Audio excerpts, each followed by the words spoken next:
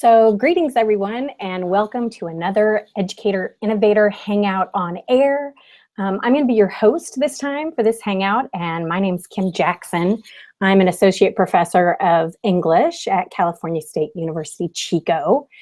And today's conversation is going to focus on large course, and I'm happy to have Tom Fox here from the National Writing Project because he's also going to talk about large writing program design. And two of our writing mentors, Brittany, DeLacy, and Geoff Bogan, are joining us, and I'm thrilled that they can offer kind of an insider's perspective on what goes on in these large writing classes in particular. So thanks everyone for joining us today. Special thanks to Tom and Brittany and Geoff for taking the time to be here. And if you're watching on the live Hangout, we're hoping that you'll post thoughts or ideas or questions on the live chat feature, which is embedded in the video player. Or you can tweet questions or follow along using the hashtag connected learning. So yeah, we're gonna get started and have a conversation about this epic learning idea. So first let's do a little bit of a round of introductions. I'm hoping Tom, Brittany, and Geoff, you'll give us a little bit like name, where you work, and a little bit about why you're a part of this conversation today. So I think Tom, I'll have you start off, and then Brittany and Geoff could jump in. Great. My name is Tom Fox, and I work at the National Writing Project. I'm the Director of Site Development. And I'm also the Program Co-Director for the College Community and Career Writing Program, which is a large-scale program on teaching argument writing. One other thing, in my former life as professor, I taught the jumbo course with Kim Jaxon. We co-taught one semester, and she'll be talking about that, but I'll probably join in. Hi, I'm Brittany DeLacy. I'm a graduate student here at Chico State, and I have been a mentor in Kim Jaxon's jumbo for 3 semesters now. I love working on it, and I'm also a TA for our academic writing program here. Hi, I'm Geoff Bogan. I just finished my first year as a graduate student. I've worked in 2 jumbo courses with Kim as a writing mentor. I also worked in one with Tom. I just got hired on as a teaching assistant for a first-year composition course at Chico State too. So, yeah, I'm very excited about that. So, I mean, what's great about Brittany and Geoff both being here is that they've been in the jumbo with us in a variety of configurations, but they also now teach the course, the first year writing course. So they have a lot of experience with the teaching of writing that I'm excited about. We thought what we'd do today is give a little bit of overview first of these kind of programs and talk about some principles and practices, and then move through thinking, I think specifically for a while, about the role of mentoring in these spaces.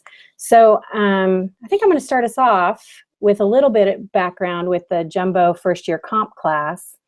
There are some links, I know, at the bottom of that Educator Innovator page that would take you to some resources for the large writing class. Tom and I have had, well, and Brittany and Geoff and I, we've all had many conversations about this large class. We designed it in some ways not intuitively. We didn't do it because of budget. We designed a large class because we were interested in the affordances, what we could do actually with that many people. So intentional design, making it large. And I was really interested in how we could offer professional development for people who wanted to be future high school and college level writing teachers, and how putting them in this large class together where we could think about course design and how you teach writing and how you give feedback on writing could happen if we were all in the space together.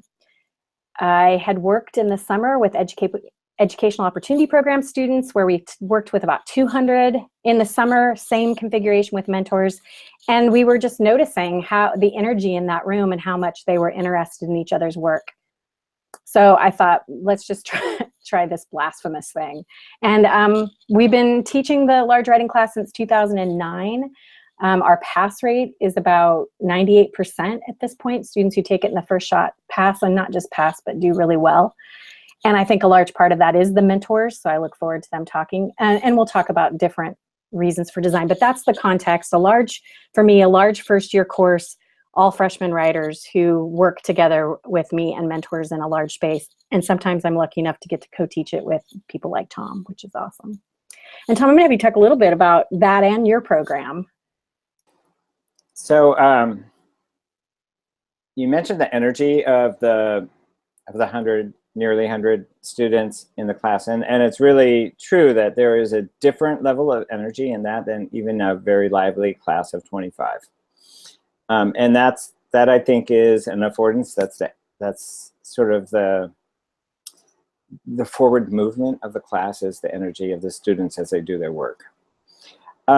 So I learned a lot from doing that, and I won't take responsibility for the design of the programs that that I'm going to talk about, but they share a similar epicness. So I'm going to be talking about the college community and career ready, not ready, actually, college career. The reason I'm stumbling is we just changed the name from College Ready Writers Program to C3WP. So College Community Career Writing Program. And the reason is because a lot of the people we were working with, they didn't necessarily have college as their goal. And I hate the idea of getting ready to do something else later in education. It's just a bad idea. So we got rid of the ready and we got rid of the college only goal of the program. So that's why. So I'll be mentioning C3WP, but if listeners have heard of the College Ready Writers Program, I'm talking about the same thing. So we have had supported this program through 4 different large grant programs. You know, if I started to total out the number of students we have reached, and this is a pretty rough estimate, but it's like 175,000 students. And it's secondary, mostly 7th through 10th. We have, and there's going to be more because we have another grant that we're just beginning this next year. So the program is big, and the sort of the constant thinking that I do with my colleagues is like, so what is the advantage of something so big, and how can we like draw upon the energy of these fabulous National Writing Project teacher leaders who are leading this program? How can we learn from that? How can we make communication channels to share our expertise and our experiences? And none of it is very simple or very easy, but all of it is very, very exciting. And I believe in the first iteration, we had a very high profile, rigorous study done, and the student outcomes were very successful. So, and we've just been featured in a report by the Learning Policy Institute, which is Linda Darling Hammond's group. And really, as the organization that puts it all together in professional development, so it's pretty exciting. Yeah, that's great. And you know, we put the link to the site on that main page too, so people, because I know you've also started to curate tons of resources there. Tons of resources. Yeah, that people can access. You know, something that you said, and if we're going to spend a few minutes talking about kind of some of the principles or practices that drive this work, I think what you and I both keep in mind is that what you said was, what's the affordance of the large size? Like, what does it allow? Yeah. So often in education, we're so terrified of anything, rightly so, right? Terrified of anything large. I certainly wouldn't want 100 kindergartners, right? Like, I'm not arguing that everything should be bigger or whatever. But if you do have these large designs or large spaces, you know, what do they allow you to do that smaller classes don't? And they do allow something different that smaller classes don't. So, you know, if I think about some of the principles that drove, or things that I think about all the time when I'm designing any classroom, large or small, like a really basic thing, like people need to feel like they're seen and heard. Mm-hmm. And, you know, borrowing from Jay McGonigal, people need to feel like they're a valued member of that community and that they have a role to play in it and that they're needed. They're needed to do the thing. So in her case, gaming, you know, you need everybody to solve this quest. But in a classroom, a student or any of us need to feel like, well, they need me there. They need me there to do this thing. And so if you design kind of for that in mind, like how are we making sure that everyone feels seen and heard and valued, large or small, there are some things in a large group that you can, being heard in a large group feels significant. Right. When you're right, when you're recognized by 90 people and not 20, it feels like important. It feels like all these people liked my work, right? Yeah. And so, you know, those kinds of things, I think there's lots of things we could talk about, and I would want Brittany and Jeff to chime in terms of the different, a variety of things we think about, like the space. And I mean, even the, you know, whether it's a digital space or a classroom space, how does that frame what you can design? I think we think carefully about peer-to-peer learning and mentoring and opportunities to mentor and be mentored. And I mean the instructor too, because students and mentors certainly mentor me around all kinds of things. And then, I mean, I think about organizing workflow in large groups. And a big part of what we do is that we're doing the work together and that we're not off alone figuring something out, that we do, it's not a lecture, we're doing writing and doing thinking all the time. So Tom, what do you think are some of the, yeah. So you said something that sort of triggered something for me. You said that being recognized by 100 people is like different than being recognized by 20. So one of the things about these programs is they're really high profile national programs. Like they're a big deal. This last round, we were one of 2 in the country that got these grants, and everybody else didn't get them. And a whole bunch of people weren't even eligible for them. So they're a big deal. So when teacher leaders learning to teach argument writing in this sophisticated way know that they're part of a big deal, it actually increases participation, right? And eagerness to say something and to post something and to talk about something and to do the best work they can possibly do, because it has an intensity that matters. Like, this is important. I got to do this. So that's one thing. Joe McDonald, Richard Sterling, and Judy Buchanan wrote an article a fairly long time ago called Expanding Our Reach, Scaling the National Writing Project, Scaling Up and Scaling Down. I didn't get all of the title exactly right. The scaling up and scaling down. So scaling up is like getting big, right? That is the epic part. But, you know, simultaneously there's a scaling down.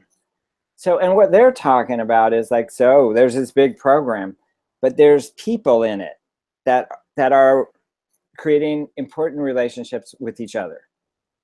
And so it's not all the, like you said, the person at the top learns. It's not all like the person at the top knows everything and it filters down in some really pleasant way.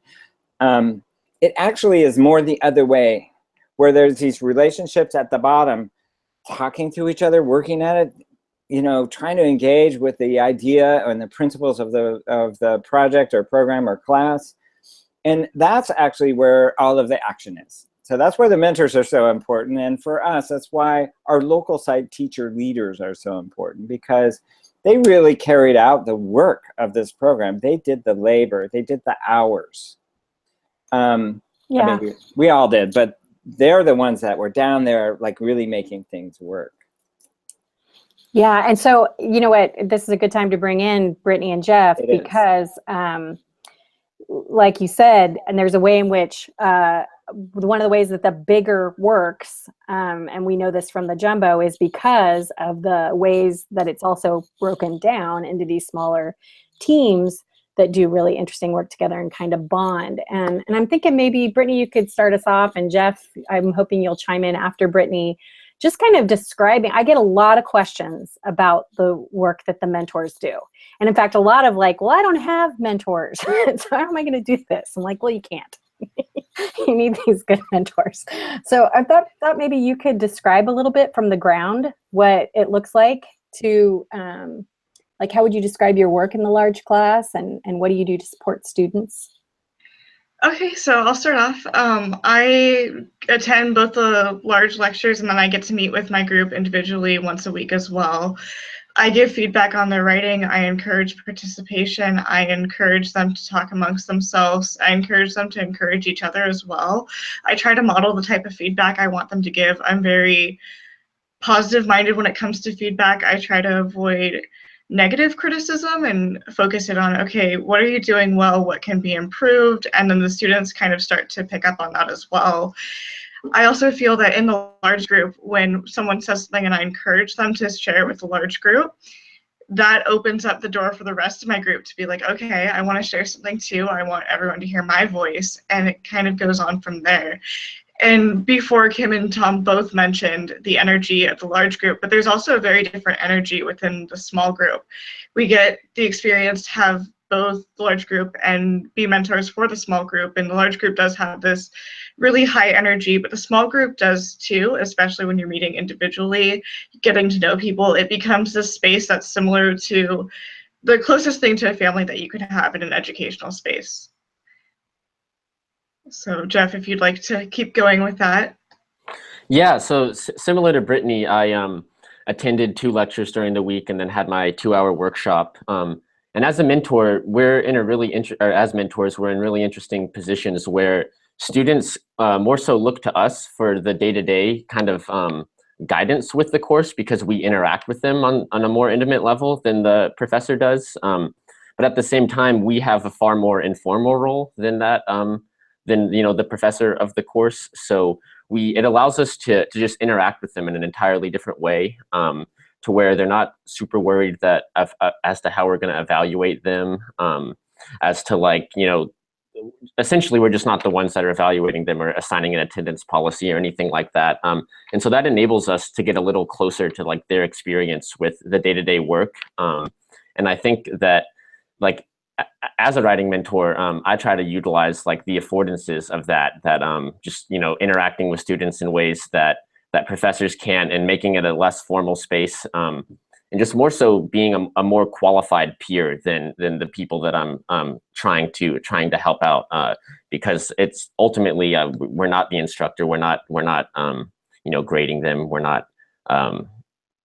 grading them, and so we have a lot of, we have some liberties that the professors can't necessarily take as writing mentors who, in some cases are only a few years older than the students that we're working with.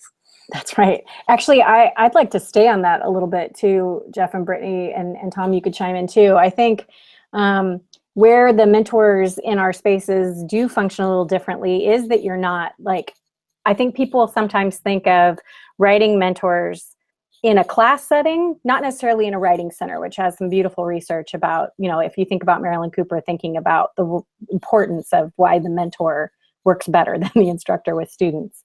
But in this case, usually what happens is that a mentor is grading, right? They're checking off, they're the ones who are hired to give grades on writing. And I think it's a big part of the relationship that you all form with the students, that they trust your feedback. They know you're close enough to the instructor who's going to grade that you're probably going to give them feedback that's useful for the grade. But they can also say to you, I'm totally confused. What the heck is this? What is Jackson talking about? This is crazy. I can't make sense of this assignment. And I think you all do a really good job of both commiserating with them in those moments of I know, but let's try to figure it out together. So it would be interesting to think about, how do you think that works for you in the small groups? When you're working just, you're 10 students and you've got 2 hours together, what do those conversations look like? Do they look like what I just described or something else? How do you make sure they know? I want to chime in. Yeah. Again, because, I'm seeing it also from the professor's point of view, who's managing this monster, that I cannot overestimate the work that mentors do in the way you were talking about, helping students understand that it might be the culture of the classroom, the culture of the course, the idea of academic inquiry that is filtered through everything we do in that course. That is generally unfamiliar to students, to have that free kind of inquiry. And it's confusing, and I think the mentors, like even like 5 minutes before class starts, huddling around and saying, here's what's going to happen today. I think that's astonishingly helpful, and for the students and also for instruction. So if you wanted to comment on that, if that helped. I think there is a part where we do get to go in and help them break down the assignments, and they are more comfortable asking us certain questions, but I also think it allows them to take a lot of ownership in ways that they wouldn't otherwise take ownership with, in terms of they can come in and ask, I don't necessarily see the assignment the way Kim's describing it, can I do it like this? And they're a lot more comfortable going to their mentor in a space with these 10 students than raising their hand in front of 90 people and asking, can I do this different thing?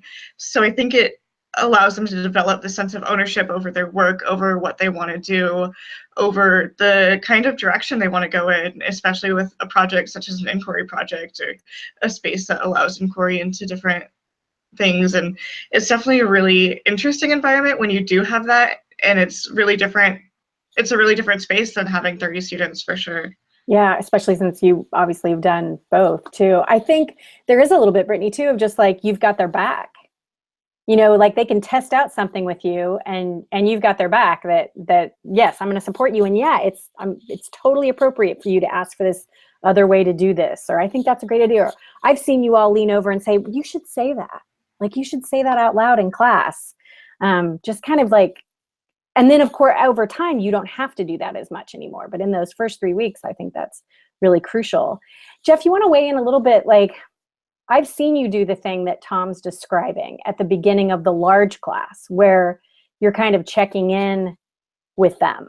Like, do you have the reading?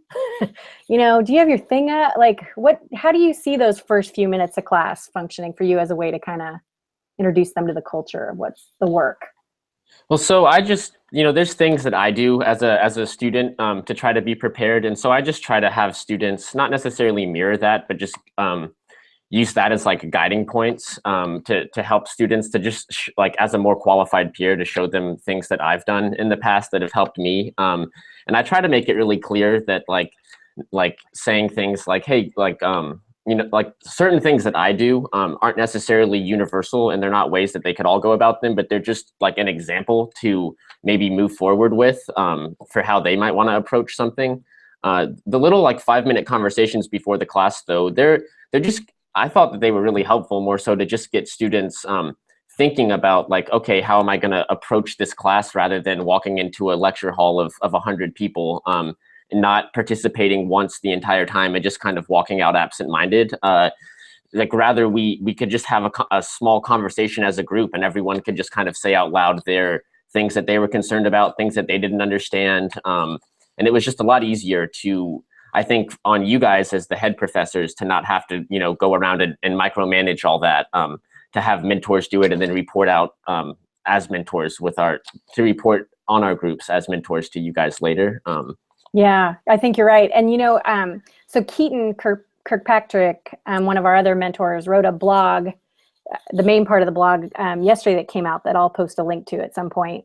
And I love this kind of analogy he made. He said that if the class was like some book chapter or an article, that what the mentors are doing for the faculty are annotating and highlighting and kind of summarizing the important parts of the class. Because it is hard to manage, 100 or 90 people and really be able to know them. I think Tom and I work really hard at knowing those students and knowing all their names and certainly reading through all the work and knowing the work that's going on. But there's nothing like the role you all play for us, where you kind of highlight, like, hey, did you see this really smart thing that Karen did on her blog? Or I think you should watch for this because there's some mumblings about a little bit of confusion over this part of the assignment. So it does feel like you all just do a ton of that, of annotating and highlighting the course for us. And I think what's interesting from the perspective of the students then is, I think, this is going to sound terrible. I don't mean to sound as bad as it does. Tom can chime in here too. I think you make us look like we even know it better than we do. Like, I work really hard to know everything they're working on, but they think I know everything for sure that they're working on because you've told me, right? Like, you've pointed it out. And we should talk a little bit, you know, we do have these 2-hour mentor meetings every week where we do some of this debrief work and highlight students and, you know, both honor work that's lovely and also, you know, head off anything that we're worried about. Tom, do you want to say anything about that? I was struck by something that Brittany said about negotiating the assignment, and it oddly enough made me think of the C3WP program and the role that teacher leaders play in determining what's an acceptable adaptation and what veers from the principles or, you know, main points of the practice. And it's the same thing. It's actually the same thing. So one of the, you know, there is a goal, there's a clear goal set by the course. You know, you will experience, you know, one experience of academic inquiry. And that's what this class is about, and you'll learn to write about it and all that kind of stuff. So with the C3WP program, there is also a set of principles that are about how young people learn to write arguments. And if you veer from the principles, then you're not doing the program. But the program isn't like a curriculum where you have to be, it's not a scripted thing that you have to do lockstep. So when a student says to Brittany, what if I do this or not? Brittany's judgment is, well, does that fit within the goals of the class or not, right? And so it's the same thing. I mean, it's the same thing all over the country where these teacher leaders are listening to teachers in the classroom saying, well, this, you know, this set of reading isn't as, you know, very relevant for my students. Can I switch it out? And they say, of course, please do, you know, something like that. So I was thinking how interesting the role of the mentors or the teacher leaders. Now, in the case of the C3WP, the teachers, it's really interesting the exchange of expertise. So they are like really expert teachers of writing. They know and have learned and really built capacity in being able to talk about the teaching of argument writing, but they aren't from the school they're working in. They may be from that area, but they're not from that. So they have a goal of forging the kind of relationships you guys do with your students with teachers at a school with whom they're unfamiliar. And so there has to be an changing practice is hard. It's risky, it's scary. You give up something you know how to do for something you don't know how to do. So there has to be sort of this level of trust and the ability to challenge somebody as well. So there has to be an exchange of expertise. So they play the role of more capable peer in terms of knowing about teaching argument, but they have to always defer to the expertise of the teacher about what their students are like, who their students are, what their students care about, what the community is like, who their parents are. There's a whole range of expertise that those teachers have that actually have to play into the success of a change of practice. So I think that is a really interesting similarity with a little twist of difference at the same time. Yeah, that's really interesting. It makes me wonder, Brittany and Jeff, what you think about in terms of, I think one of the things that is a little bit invisible to when Tom and I are teaching the jumbo is that shared expertise even among the mentors. I mean, what Tom's describing is how much a collegial exchange happens, right, between the teachers in your program.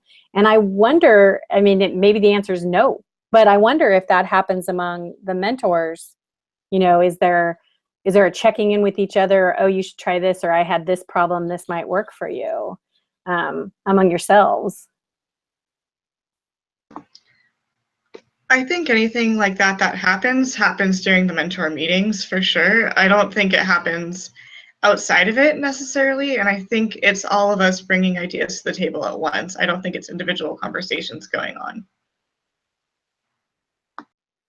Yeah, I would agree. It was all in the mentor meetings, and those were super beneficial. It just allowed, I think there was 9 of us this last semester, so it just allowed 9 different perspectives of mentors, all in a really similar position, either at the end of their undergraduate education or at the beginning to midpoint in their graduate education. Just everyone having 9 students and approaching it slightly differently, and talking about it was really helpful to me. Those meetings actually probably were, I would say, the most beneficial to me as a mentor, and things that I learned moving forward, especially the earlier days, listening to some of the older mentors that had a little more experience than I had had.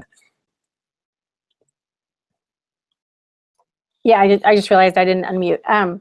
Yeah, I think one of the things that's really hard when we're first teaching is just imagining the possibilities of what could happen and what to do about it. And I think you're right that tiered, kind of varying degrees of newcomer and a little bit more old timer is really valuable, because you do hear people explain ways that they've approached, and then you have new people who have really sometimes very innovative ways, because they aren't stuck in some way of doing this classroom space. So I think both in those meetings is incredibly helpful. I want to circle back at some point around to the kinds of support Brittany and Jeff felt like is valuable if someone were to design a mentor program for mentors. I want to come back to that at some point, but I think it would also be useful for us to have a little bit of a conversation about other parts of the design. So, and I'm going to have Tom kick us off just in terms of what's interesting about your program is it's talk about huge. It is huge scale. And so there's certainly something about space and platforms and workflow. And I thought maybe we should have a little bit of conversation about the considerations that we have for designing large programs or classes. So actually what Geoff was just saying is pretty relevant to, I think, part of the design of the National Writing Project and of this program.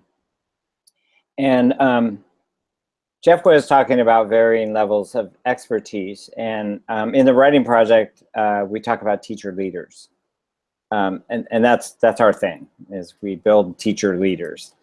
So a lot of things like rang bells when you were talking, the tapping of someone's expertise and having them share it with the group. Brittany, when you talked about that. So one of the things that we've used is a G+ community. So at one point, I think we had 800 people in the G+ community, which is way too many. And we tried to have tabs. And actually what happened was a lot of the local sites built their own G+ communities, and then only occasionally like threw something in the large one. But that's again, it's like the mentor groups and the big thing. Like, and or I would hear something and I would do just what Brittany, I said, you ought to share that with the big G+ community. That's really good. So that same sort of thing, it's very, very similar, happened with the National Writing Project. And we had sort of tiers of leadership. There were the senior staff members like me. There were 4 of us sort of, and there are still 4 or 5 of us, working and helping with the design of the program. There's a really wonderful group of super teacher leaders who are a leadership team. And they are like the very experienced mentors. And they've had experience doing all of the things that we're doing. They help create some of the materials. They listen carefully with all of the local writing project sites who carry out the work. And then at each local writing project site, there was a facilitator. There was somebody who actually went out and did the work. They went to the school. They sat there. They got to know people. They ate at the cafeteria. They understood the teachers' situations, all of that kind of thing. So those tiers were built their own sort of separate interlocking communities. And Tom, can I ask, did those emerge from the work, or was there a combination of we need these kinds of things to do the work, or had you borrowed some of the things from the larger network that you knew already worked in those? Yeah. They were designed. They didn't emerge. They were designed, and they were borrowed and embroidered from the larger network and made a little bit different. We have done large programs before, so this wasn't the first round. But we had a combination of online communities, online events, even, like this one, we had a bunch. We would have one a month, actually. We had reading groups where people, we'd ask questions and people would respond in Google Docs collaboratively and respond to each other. And then we also got, since this was a large grant, we had enough money to have face-to-face meetings. And we brought district personnel and writing project personnel together in these giant ballrooms at hotels. And it was pretty exciting just to see the development of those relationships. And we did that twice a year, which is kind of a lot, actually. That's a lot for, this many people. So I think the building of the community happened in all of those ways. And with, monthly check-ins and, all of the kinds of community, you sort of use when you have a group that big, you use everything at your disposal, because some of it works for some people better than, like, there were some people, I'm sure, that never participated in the G+ community. Yeah, but they would do one of these other forums. Right. Actually, I think that's something that we keep in mind a lot in that jumbo course too, is that student participation in that space, that shouldn't be one size fits all. Like, they should have multiple ways to participate. And so if we're thinking about designing a large class, then we're thinking about all the different ways a student can find a way into that course. And some of them will be really good at blogging, and some of them will be great note takers, and some of them will tweet out our ideas on Twitter, and some of them will talk more in class. Some of them will participate more in their small group and give phenomenal feedback. And really, I think what the mentors and all of us are looking for is just, are they finding some way in? But I don't expect that they're going to get checked off on, like, in your case, it'd be like, and they did the G+, and they did this meeting, and and there's no way they can do all the things, nor would I care that they do. Nor could we possibly have the personnel to keep track of that. But right. Or we want to. Yeah. I want to add one more thing that that's a little bit of a challenge, I think, to the jumbo. So I can't remember if it was Geoff or Brittany mentioned the value of the non-evaluative stand and how important that was for creating these relationships. So we also, like, teachers get evaluated way too much, so like we didn't want that, but we also want to know how we're doing.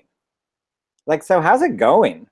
And so we wanted to know, like, how are the students doing is actually what we wanted to know. Like, are they writing these arguments are they good? And so we actually created this little electronic, it's kind of a little bit better than a checklist. But that very focuses on, like, how well are they using sources in their arguments? And it's really easy to do. And it has a little box at the end that's the most valuable thing, is like, so what is the student's next steps for learning? So this tool, like, could have been really bad for people. People could have felt judged by it. They could have felt like my students aren't as good as so-and-so students. It spits out little bar graphs and stuff like that. But in the hands of these really talented people, it turned into just like this tool of interest. So, like, oh my gosh, they're starting to write, really interesting commentary on their sources.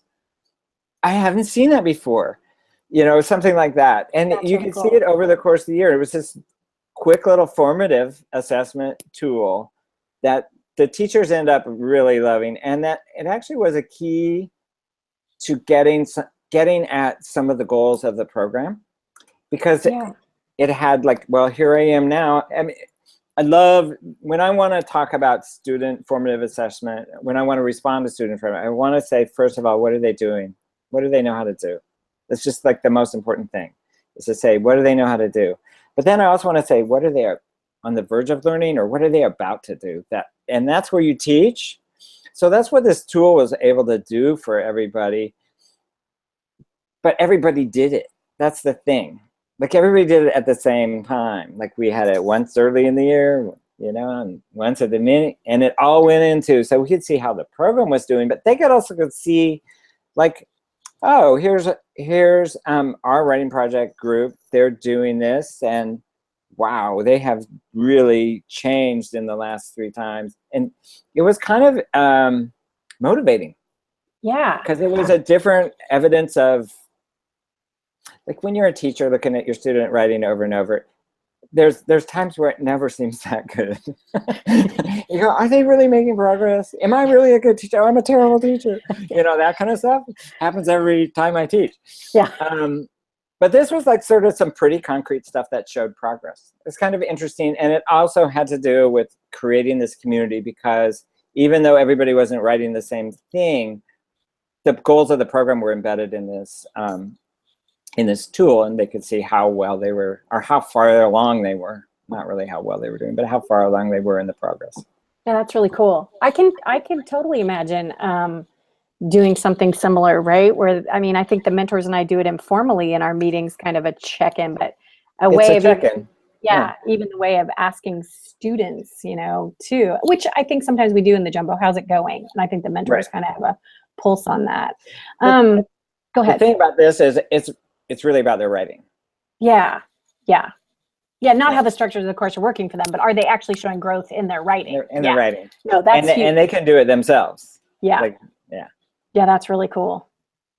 So I would like to talk a little bit about, because we get a lot of questions about, I was fortunate when I decided to design a jumbo, I inherited a program that you and Judith Rodby had already worked on for 20 something years at that point, that had a course, English 431, Theories and Practices of Tutoring Writing, that went with it, that every writing mentor takes and does well and gets a chance to internship. So I had inherited some structures that were already in place that made the mentoring and the jumbo more possible. So I get a lot of questions from people across the country about, you know, how do you get started with a mentor program?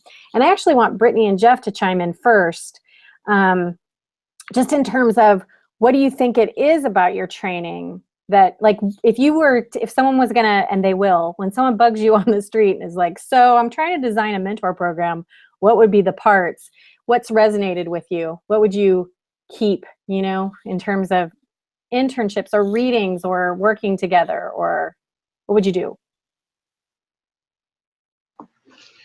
I definitely think the internship was a very helpful aspect. I got to go twice a week and observe someone leading a similar space to being in the jumbo and see how they were working with students, seeing how they were giving feedback, and then going to the 431 class that Kim was talking about, talking through that feedback with other people who wanted to be mentors, meeting with other people who had been mentors, and just kind of being mentored by mentors in a sense as well. I think that was a really helpful thing for me. Yeah, when I interned, I thought what was most helpful, similar to Brittany, was just reporting back with the whole 431 class, and you know, talking about our different experiences in the in our individual sections. One thing I thought that would have been really beneficial is if we all followed a collective syllabus. What made it a little difficult was at times we were working in different sections that weren't following the same syllabus as others, and so conversations would get a little sidetracked, while like some courses were really focused on inquiry, and others weren't as focused and had themes that they were more driven by. And so that made conversations a little harder to like really get into the specific types of things that we could all be doing at that point in the semester as mentors. But other than that, yeah, the conversations were super, super helpful. I wrote something else down here really quickly. Yeah, I mean, mostly I just think having conversations on how to interact with freshman students too, and just how to facilitate conversations and start them, because oftentimes with these courses, people walk in, or students walk in pretty intimidated because they're not much. It's a general ed course, so a lot of them don't consider themselves as people who read or write, and so just getting used to how to interact with people who aren't English majors, when talking about English. Yeah, I think you all do a lot of modeling of how to talk about text, about, how to have conversation, close reading kind of conversations around text. I also sometimes want to caution people. I think the other typical thing that people do when they're looking to put, older students, in their classes is they pick the student who got an A in their class. And I understand the impulse. Like, they pick someone who did really well in Physics 101, so now I'm going to have them be a mentor in this class with me. And while you all are phenomenal students, and I've lucked out, I actually think there's something to be said for having writing mentors who struggle with writing, or that understand writing is a struggle. Like, I'm actually not interested in having people in there who have this kind of like, I got this, and let me show you how I got it. I'd rather have someone who's like, yeah, writing is really hard, and here's some ways I've approached it. So I caution people to don't just pick the best student in your class, because sometimes they don't have ways to articulate or empathize with the struggle of another kind of student. I've always been really grateful that I was a terrible student. Especially in high school, I really get it.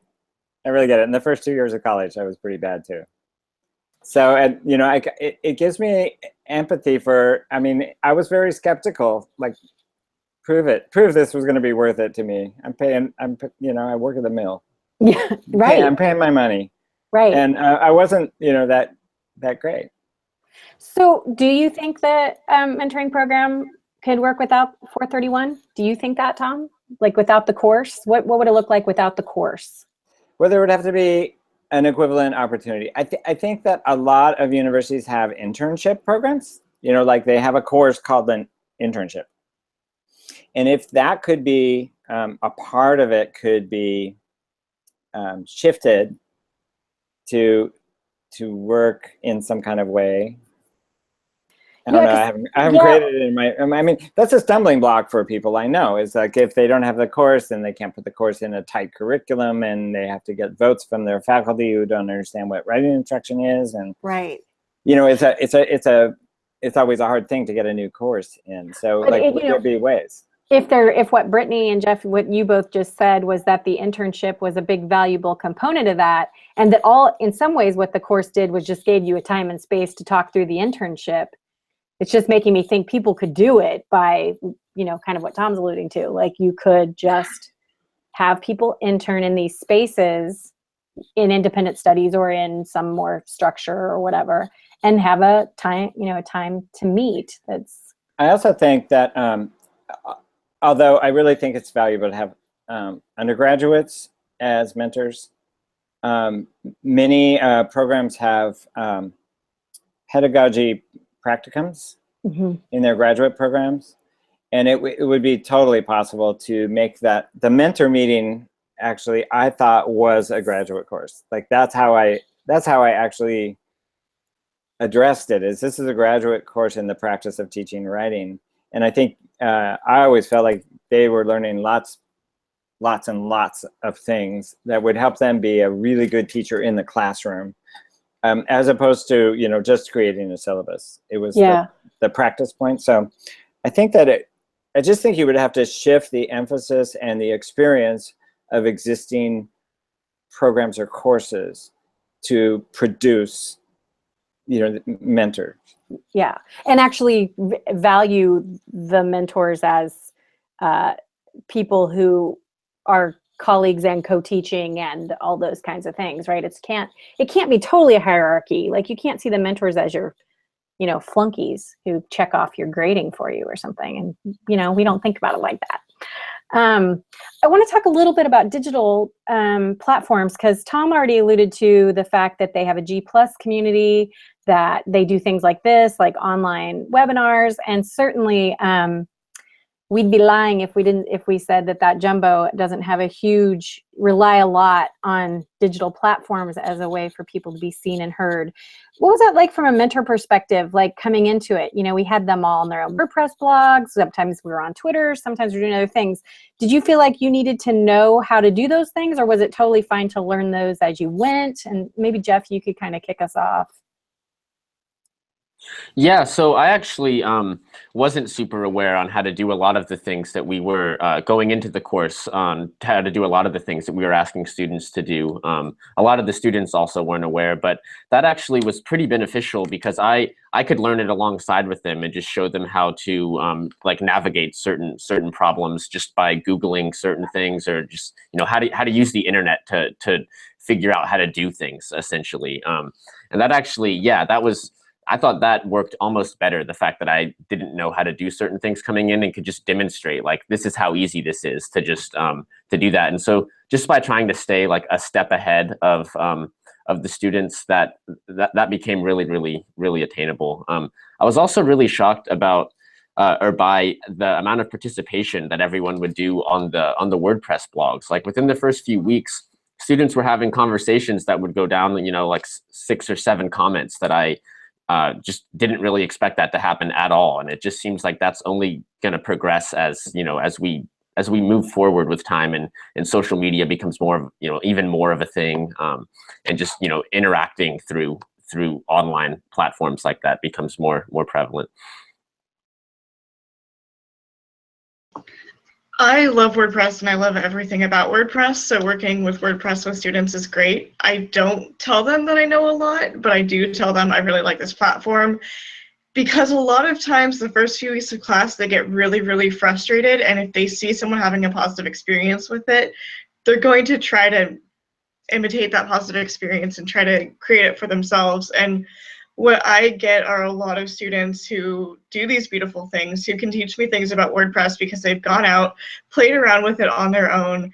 And sometimes I might not have backgrounds that I like, but the students love them, and it's creator, and I get these really interesting spaces that show off their personalities.